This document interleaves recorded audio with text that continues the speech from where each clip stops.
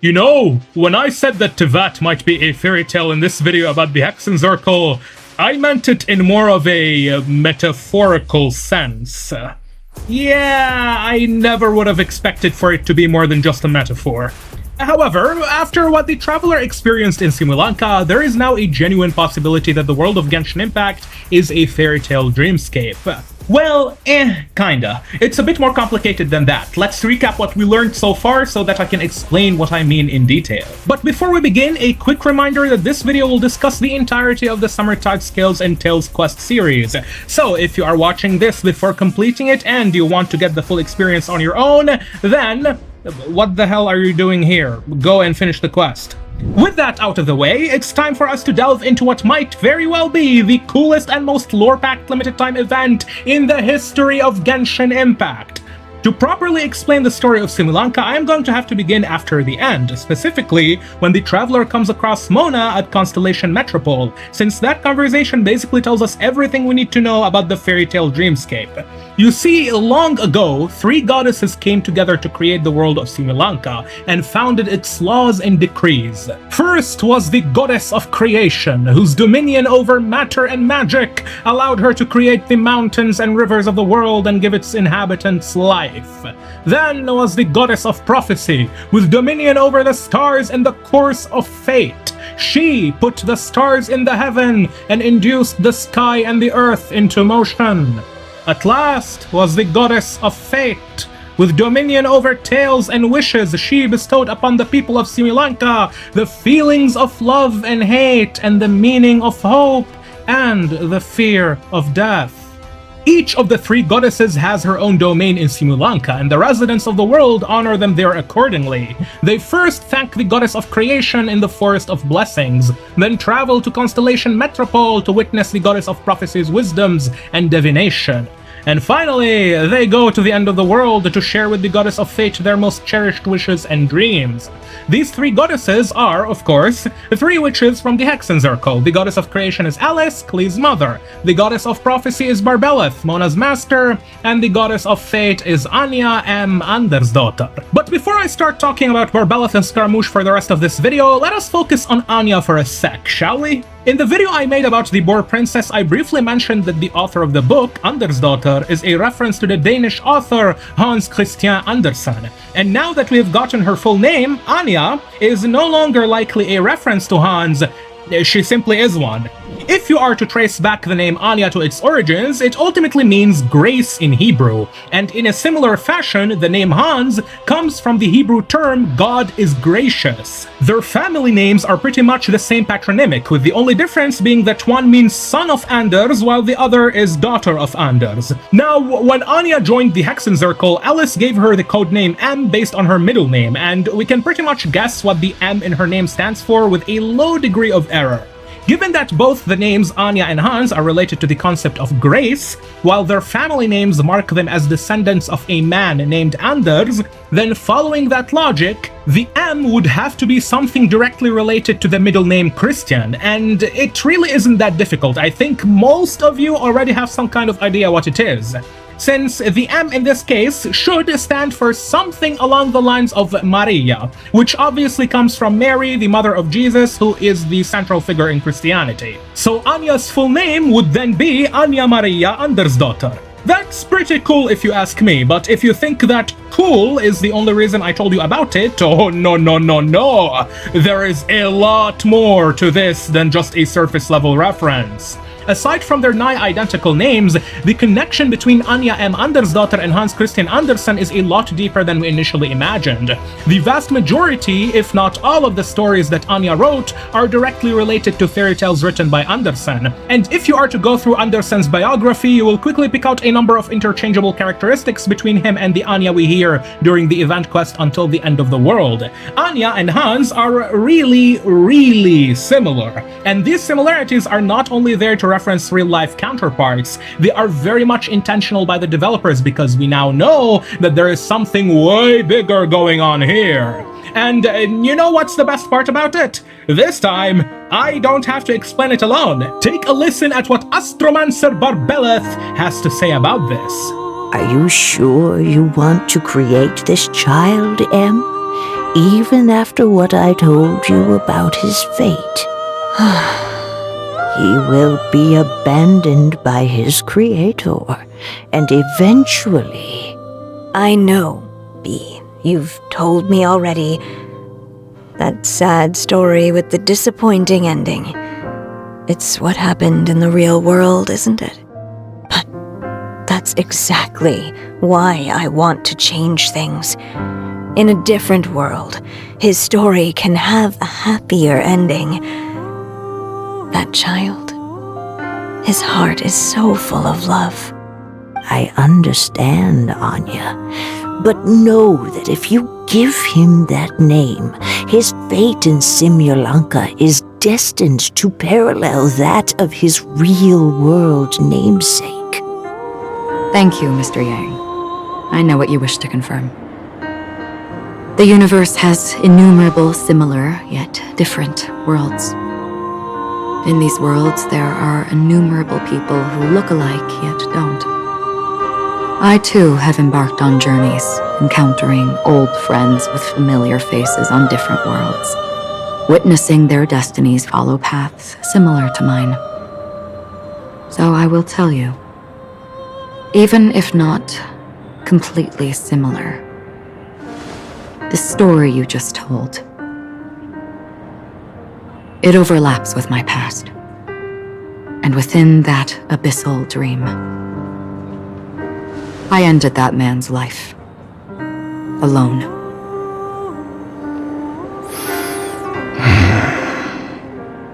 What Barbeloth said regarding how namesakes carry parallel fates for their holders is tremendously interesting, and if this rule holds true for Rheindaughters Durin on Teyvat and the Durin of Simulanka, then nothing stops it from also applying to Hans Christian Andersen from Our Real Earth and Anya Maria Andersdotter in Genshin Impact, hence why these stories she wrote were all almost identical to his. Do you see how cool this is? The potential with such a concept is insane! And the reason I included what Acheron said to Weltiang is not only to reinforce Barbeloth's statement, but also because all of this is going to tie into Scaramouche. How? Well, tag along, you will see.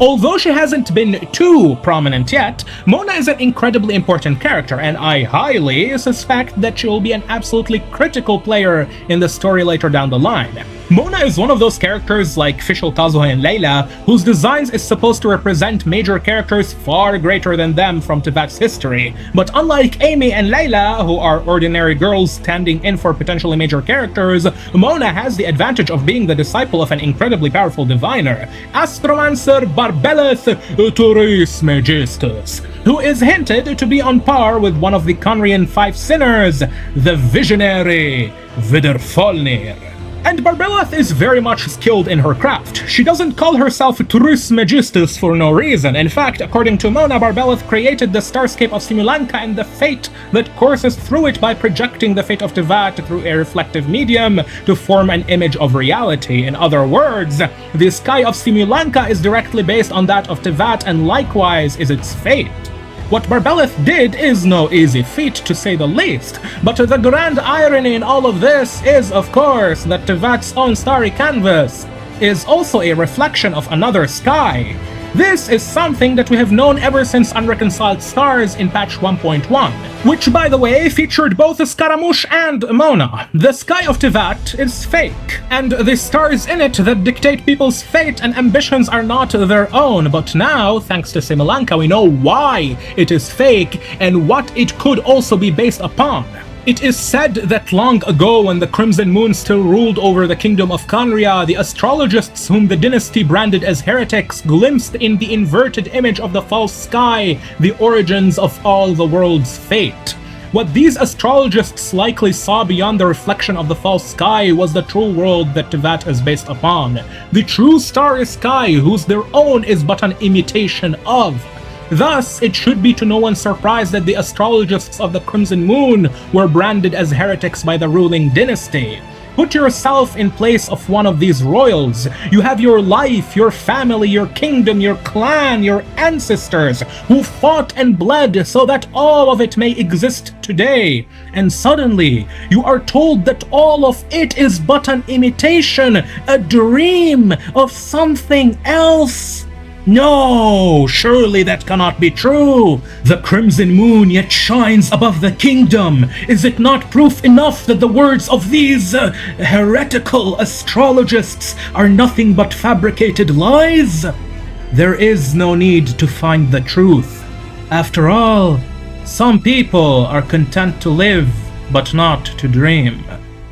However, seriously though, what's going on here? Barbeloth says that names in Simulanka reflect the fate of their true counterparts. Acheron tells Wealth that she saw many faces across many worlds that are just like ones she knew before. And now, Teyvat itself could be a reflection of something else. Another world, perhaps, where other creatures live? What is Hoyoverse cooking? The answer is that they are setting up for something enormous in the future. In a game developer conference back in 2021, Genshin Impact's lead producer and one of the founders of MiHoYo had the following to say. It is because our company has a goal in mind, and which is to create the Honkai universe. Something like Meta Universe we mentioned recently, I guess. But we first had this idea in 2014, long before we start Genshin Impact.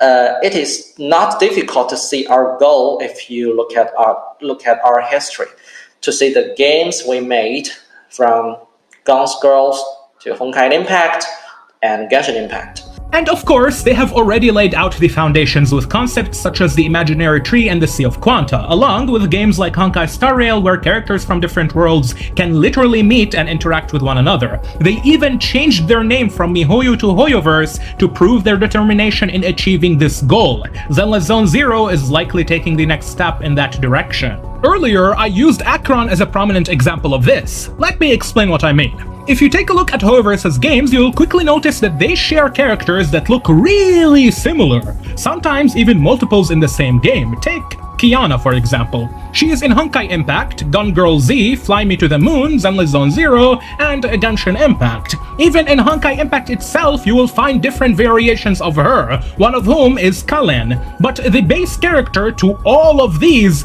is Kiana Kaslana, and the others are just different iterations of her. Now in Honkai, there is also a male variation of Kiana called Kevin, who wielded the Judgment of Shamash and was one of the strongest characters in the series. The same applies to Raiden Mei, who is herself the base character to many others who came after her. Technically speaking, Missy Nanatsuke is the base character of all the Raiden variations, but for the sake of simplicity, let's just go with Raiden Mei as the baseline. And just like with Kiana and Kevin, Raiden also has a male variant, and it's obviously Scaramouche. But even though Raiden Mei is the base character, Scaramouche has a bit more in common with another of her variants from Star Rail, Acheron. It's easy to see why Scaramouche and Acheron are similar from a superficial aesthetic level, since both are directly related to Raiden, both have purple hair, purple eyes, and both heavily incorporate black hole imagery in their attacks. Regardless, the two are connected with more than just that. For instance, both of their backgrounds and early lives were primarily involved with the forging of swords, and the black hole imagery they have is deeper than you might think. Acheron's power comes from her being an emanator of 9, the Nihility, hence the black hole she summons in the Aeon's reflection. And Scaramouche, for all of his bratty masquerade, used to be an extremely nihilistic character who reached a point where he sought to no longer exist in the world. Something that he now admits is stupid, cowardly, and counterproductive. So although he is older than Acheron, the air vacuum spaces he makes in his attacks, which resemble black holes, might very well be in reference to his former nihilistic nature. Okay, that was a shit ton of background information, but trust me, we needed it. Scaramouche is a deceptively prominent character since he is easy to forget in the wake of everything going on with Kandria, Celestia, and the Abyss. And this guy isn't just relevant because he represents a lot of the background lore behind Genshin and the character of Raiden Mei. He has also been a major contributor to the main storyline since Inazuma and Sumeru, and given the role he had in Simulanka, he is probably going to continue being one. So let's talk about precisely that. When Alice invites the Traveler and Paimon into Simulanka, the pair wake up in the Forest of Blessings and are then greeted by origami animals that survive on magic tonic, which is basically just mystical ink. The origami animals tell the Traveler and Paimon about an evil dragon that has plagued the land, then take them to Nilou, who in Simulanka is the forest fairy, a maiden that can give life to the inhabitants of the forest and restore their color, restore their vitality. However, Nilou isn't the only one playing a different role. We later see Kirara, who is the Puss in Boots of Simulanka, Navia, who is the king of Constellation Metropole, and the Traveler thought that they were the hero, but that turned out to be Scaramouche. Each of these characters was holding a copy of Anya's fairy tale before they were transported into Simulanka. Nilou was reading it in the Grand Bazaar, Navia was reading it to a group of children, and Kirara was using it as a pillow on the job. However, why the heck was Scaramouche, out of all people, interested in this fairy tale to find himself in it? And here, Hoyoverse did a very cool thing with him that isn't easy to realize at first. Although it might look out of character for him, Scaramouche has the best reason to be in Simulanka. After Zandiq murdered Kunikuzuchi's friend and Kazuha's ancestor Niwa Hisahide, causing the furnace disaster in Tataratsuna, Scaramouche left and met a young boy in Sarai Island with whom he stayed for a while. Unfortunately, the boy was afflicted with a terminal illness, and not long before his death, he told Scaramouche a story about a puppet soldier who fell in love with a ballerina doll and wanted to be with her forever and ever. But the puppet soldier didn't have a heart and thus didn't know where his feelings came from. One day, when his owner didn't want him anymore, he cast him into a hearth's fire. Yet even as he burnt, the puppet soldier's eyes never left the ballerina. The next day, the people found a tiny crystal heart in the ashes left by the fire. This story, told to Scaramouche, is directly taken from a fairy tale called The Steadfast Tin Soldier, written by none other than Hans Christian Andersen. Now, the story of the puppet soldier clearly left a strong impression on Scaramouche, for when the young boy died, he burnt his body to see if the heart would be left behind, yet found nothing but ashes. And given that Anya Andersdotter is the equivalent of Hans Andersen on Teyvat, then the story of the puppet soldier has to be written by her. This means that Scaramouche must have been familiar with her work for a very long period of time at this point, around 360 to 400 years give or take. So now that he has become the shadow of Kusanali and is conveniently operating in close proximity to the Sumeru Academia, he likely remembered Anya's puppet soldier story, which roused his interest to check some of her other fairy tales, and that must have been how he ended up as the hero of Simulanka, much to the surprise of Paimon. And by the way, the fact that the champions of Simulanka use titles such as the Hero, the King, the Forest Fairy, and the Puss in Boots instead of their real names is relevant, because remember how Barbeloth created the starscape of Simulanka? It is a reflection of Teyvat's own sky, carrying with it the fate of its inhabitants. So if you are to carry the name of someone on Teyvat, then so will your fate parallel that of your original namesake. Thus, the purpose of these fictitious titles given to Nilou, Kirara, Navia, and Scaramouche would then logically be to help steer them along a certain destiny, to have them reenact the journey of an ancient group of heroes who once subdued a dragon. At least, that was the original design of Alice in Barbeloth, and what a design it is, because it fits Teyvat in so many ways, some of which are not apparent at first. When the Traveler and Nilou make it to Constellation Metropole, they come across Navia, who is the king, and she tells them that long ago when Metropole was first founded, people could communicate directly with Barbeloth, who offered them her prophecies and revelations. But by the time we make it to Simulanka, the people stopped receiving her revelations for a very long time. Now, after Alice created Metropole out of Anya's manuscripts, Barbeloth gave the people a quote-unquote gift in the form of tracks with which their lives would run on. In other words, she gave them a safe, predetermined destiny to protect them from harm. And that gave the residents of Constellation Metropole a sense of comfort and security, because although they didn't really have free will, they knew that every day they would wake up safe and sound under the Goddess of Prophecy's protection.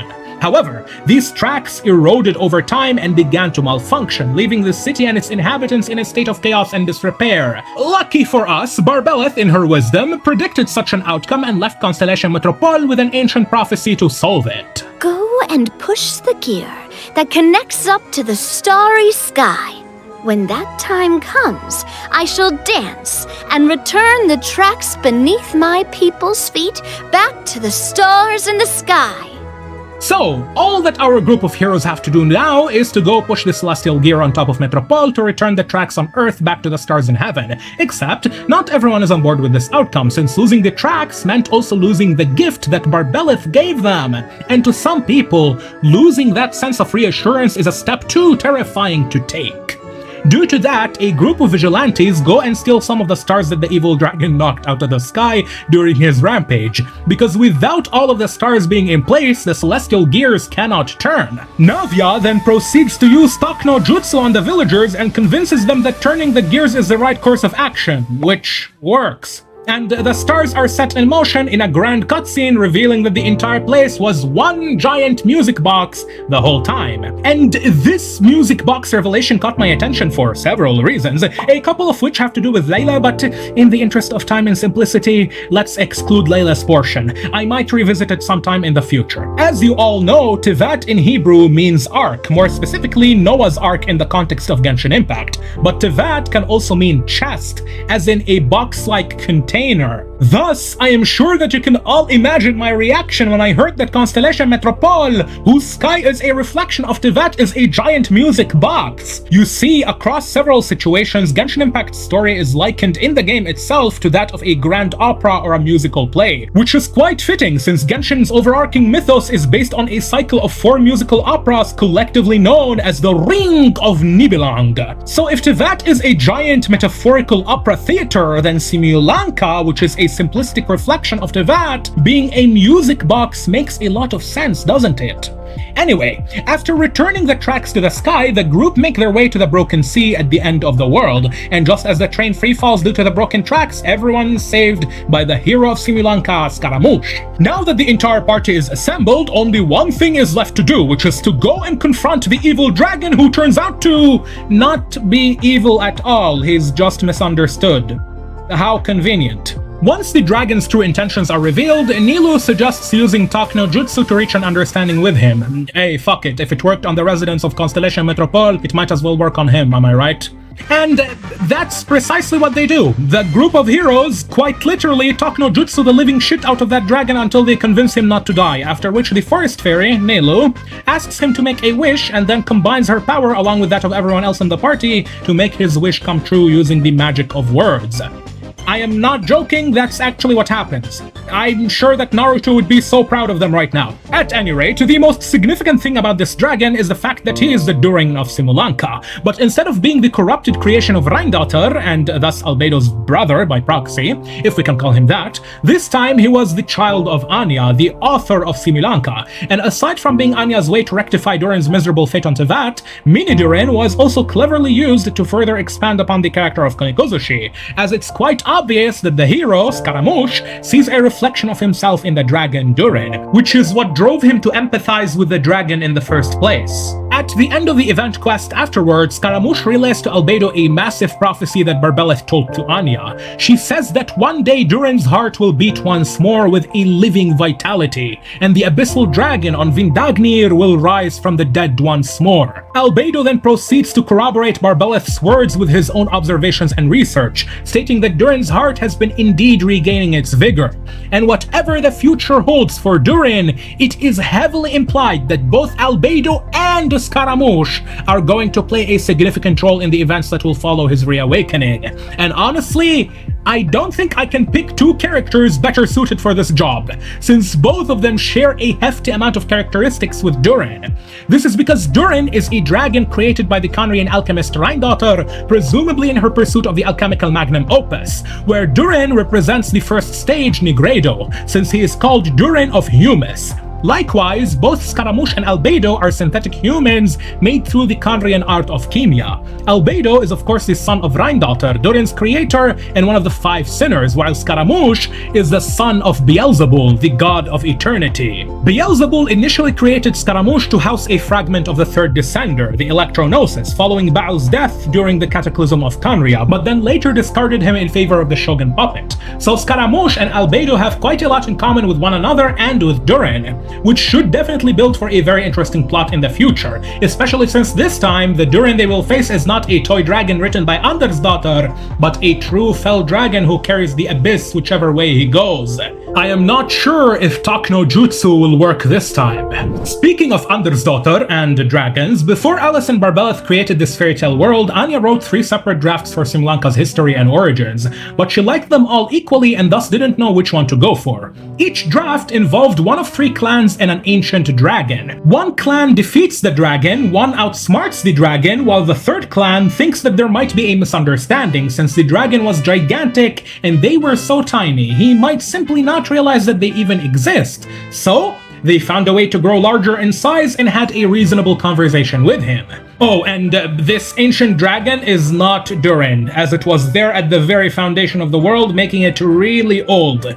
Anya is probably talking about something along the lines of Nibelung with this one. Anya's cat then trod all over the drafts and the stories got crumpled up together, causing the 3 worlds to fold into one, and Anya simply decided to go with all 3. After that, Alice took Anya's manuscripts of Simulanka and generated the world under Barbeloth's Starry Realm, locking it to that fate, but because the manuscripts contained 3 different stories, all of the exact same event, and all being true at the same time, it caused Simulanka to have 3 different histories regarding what happened between the Dragon of Old and the founding clans. I am telling you about this for 2 primary reasons. The first is that I wonder if the concept of 3 worlds all folding into each other also reflects on Teyvat's own history. That might explain some of the weird stuff going on with the timeline, especially when it comes to the Moon Sisters and the Primordial One and the Dragon Sovereigns and the Abyss. The second reason has to do with cats. You see, Anya had a fondness for cats. After all, it was her pet cat that merged the 3 worlds together, and the quest where we learn about this features a cat, Kirara.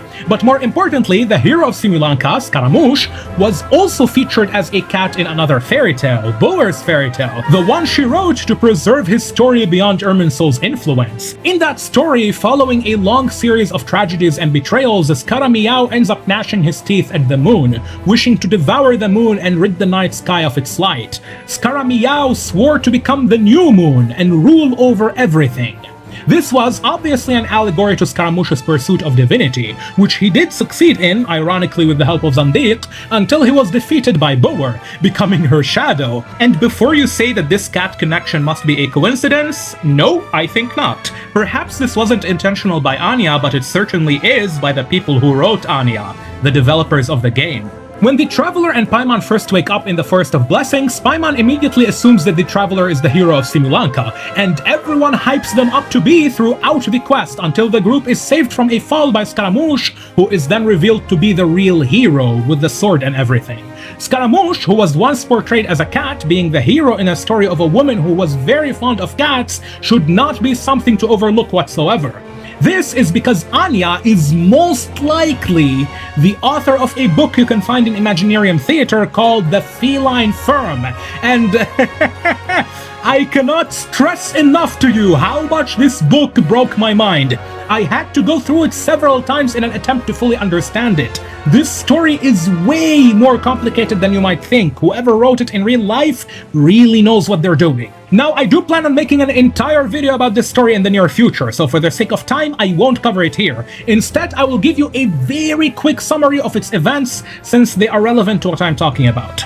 The Feline Firm is a children's story that revolves around a bellboy named Peru, who works for an esteemed master that had the most beautiful Snow White cat. Later, Peru encounters a group of stray cats led by a tabby cat who seeks to marry the esteemed master's Snow White cat, and to facilitate that, the cats ask for his help.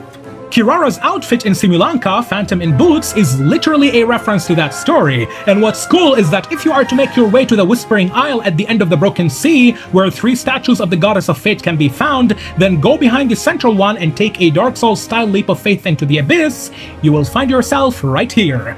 a study with an incomplete manuscript. The story in this manuscript is about a young lady called Miss Snowflake looking for a suitable husband who gets tricked by a certain Mr. Cat and ends up getting eaten by him.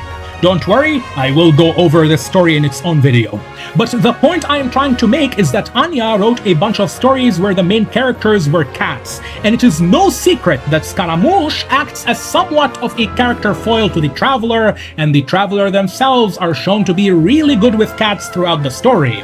I've made many videos discussing the significance of certain animals such as ravens and nightingales to Genshin Impact, and cats hold a similar symbolic value. Many of you must have done the Sumeru commission with Sare, where she always tells the Traveler to go and fetch her cats. A similar commission is also given to the Traveler in the Asase Shrine from the Black Cat Neko. There is also that one event with Rosaria and the Cat Shelter. This is all without mentioning the Traveler's encounter with Ossie and Cassiodor. And while I don't think that cats depicted in fairy tales such as the Feline Firm are the Traveler and Paimon, perhaps these are characters from different ages who share similar identities or roles to those of the main duo, and thus they are destined to repeat their fates.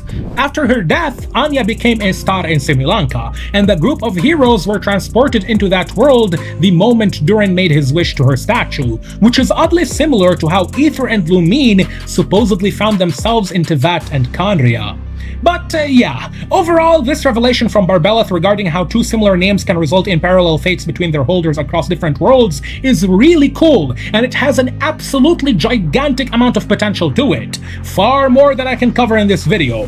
For example, we now have a good reason for as to why Tartaglia is such a strong recurring character, and he is a character foil to the Traveler, just like Scaramouche. His real name, Ajax, is that of a great hero from Greek mythology. Considering the fact that Teyvat's abyssal moon follows the exact same lunar cycle as our moon on Earth, if it is true that Ajax's fate will parallel that of his namesake, then just as with Scaramouche, expect Tartaglia to play a very big role in the not-so-distant future. Anyway, we have reached the end of this video, and I need to find something to fill this outro with so that it isn't 5 seconds long, so let's talk about Collei. The reason Collei ends up in Simulanka is a bit funny, because if you recall back during the Sumeru Archon quest, Collei tells the Traveler that she likes reading books. However, Collei especially likes reading children's fairy tales, which is something that she is quite embarrassed to admit out loud. This means that she was likely reading Anya's fairy tale and found her way into Simulanka. And do you know who else likes reading fairy tales? Fischl. That is how she probably ends up in Simulanka, and if you are to listen to her and Oz at the very end, you get a pretty cool interaction that might be hinting at something in the future. We will see. But until we see, huge thanks to everyone who supports this channel on Patreon, and thank you all for watching this video. For now, I've been My Name for Now, and I will see you in the next one. Take care.